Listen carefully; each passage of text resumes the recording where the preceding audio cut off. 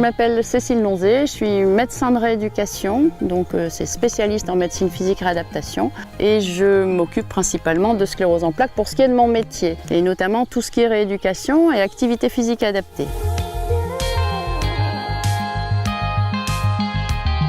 Donc l'activité physique et notamment mon sport me permet de m'évader, j'ai envie de dire, effectivement. Être médecin, c'est assez lourd parfois, c'est beaucoup de travail. Et le fait d'arriver ici le soir et de pouvoir venir monter à cheval, ou je pense que pour un autre sport c'est la même chose, ça permet de vous évader, d'améliorer votre qualité de vie et puis de ne plus penser à autre chose que, en tout cas pour moi, à l'équitation et à mon cheval.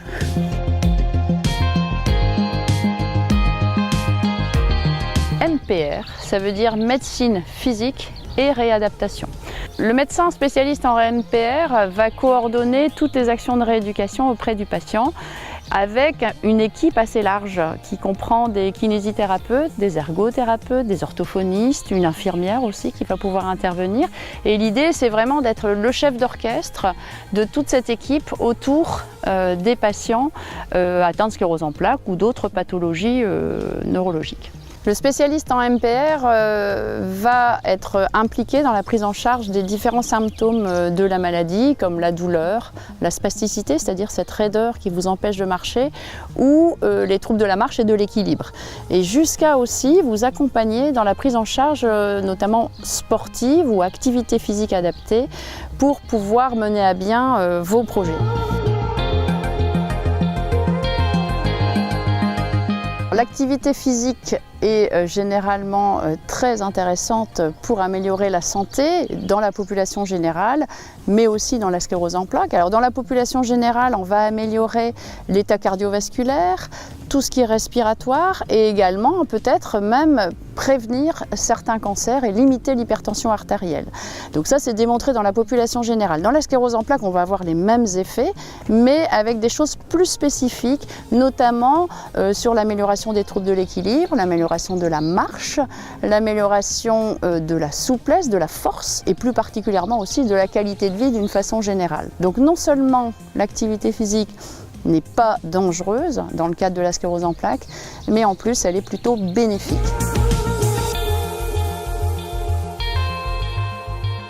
J'ai choisi de travailler sur le projet OnSteps parce que ça me semblait important à l'heure actuelle de disposer d'un outil numérique et une application notamment pour aider, pour accompagner les patients qui souhaitent se remettre ou débuter une activité physique. Ça fait très longtemps, ça fait quelques années, je ne vais pas me vieillir, que je travaille sur l'activité physique et la sclérose en plaques. Et effectivement, ce qui nous manquait, c'est un outil à domicile, c'est-à-dire qu'on peut réentraîner les patients dans notre centre, ça c'est très bien, mais la vie, elle n'est pas à l'hôpital, elle est à l'extérieur. Et donc, il nous manquait un outil pour suivre ou pour aider les patients, pour les accompagner à domicile.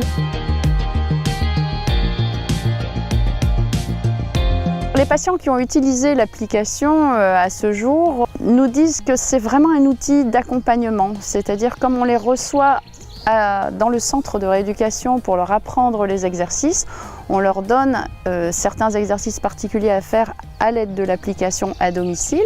Ils vont donc les utiliser et puis nous faire un retour. Et c'est-à-dire que quand ils reviennent en consultation, ils nous disent les exercices que j'ai essayés, c'est bien, mais ça c'était un peu difficile. Donc on va pouvoir en choisir un autre dans l'application toujours. Ou bien cet exercice est trop facile, je suis passé au suivant.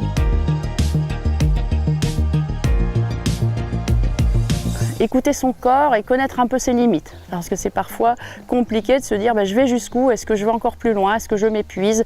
Ça, je pense que c'est pas une bonne chose et qu'il faut savoir écouter. Dès qu'il y a des petites douleurs, dès qu'il y a un essoufflement un peu anormal, il faut absolument arrêter, faire une petite pause pour reprendre après, il n'y a pas de problème et je pense que les performances seront meilleures.